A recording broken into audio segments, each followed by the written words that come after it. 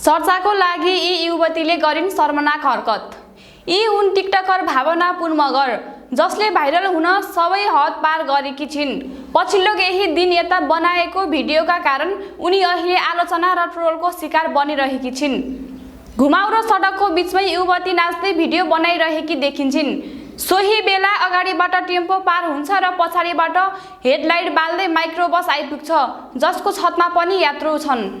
युवतीले बाटो छेकेकाले चालकले जोखिम मोलेर उनलाई छलेर गाडी अघि बढाउँछन्, जसले सडक सुरक्षामा गम्भीर लापरवाही देखाउँछ।